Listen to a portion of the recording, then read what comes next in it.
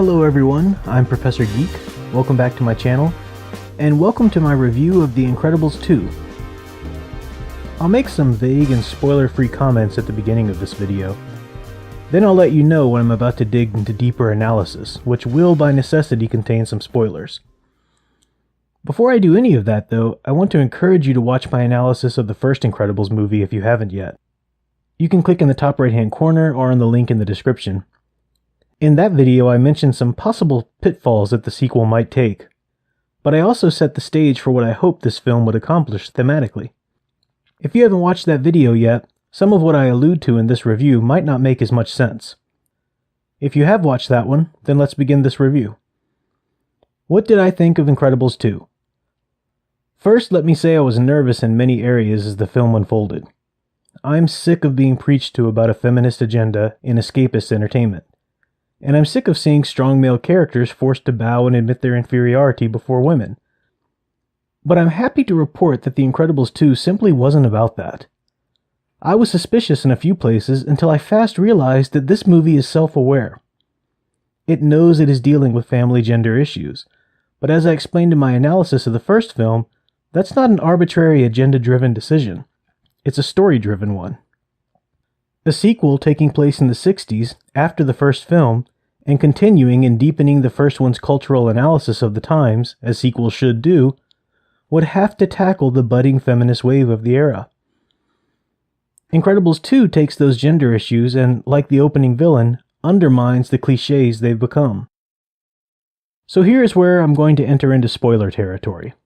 I really can't explain what I mean and provide examples without them. So if spoilers bother you, then turn back now. Yes, the movie features Elastigirl doing hero work on her own. And yes, it features Mr. Incredible staying at home with the kids.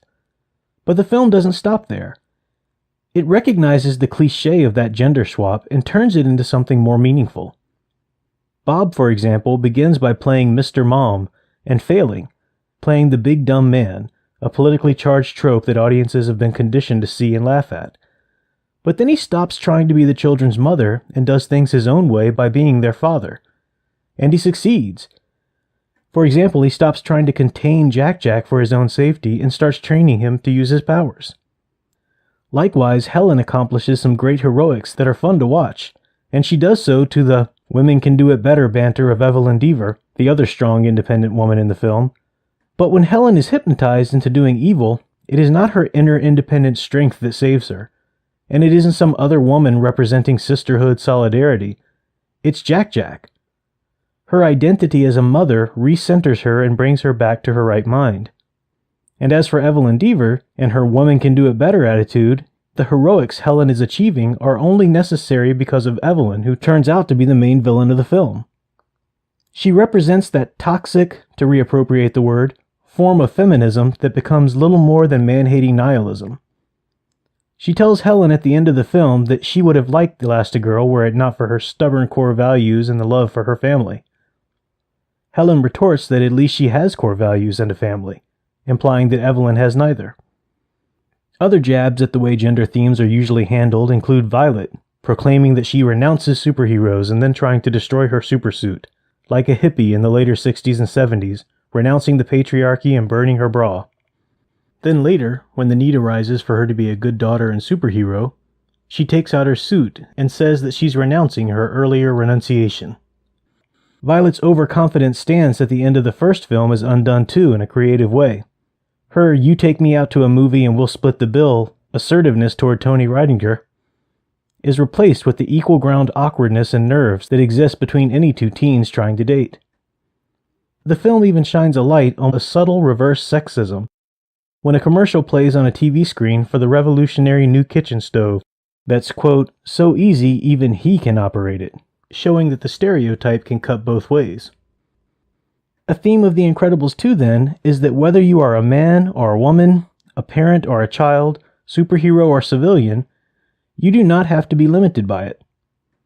It's okay and even necessary at times to step out of your usual role. Everyone should stretch like Elastigirl and flex different muscles like Mr. Incredible, but it doesn't change who you are at the core or how you're needed by the people in your life, and how you need them. There was much more to the film than just the subversion of cliched gender preaching.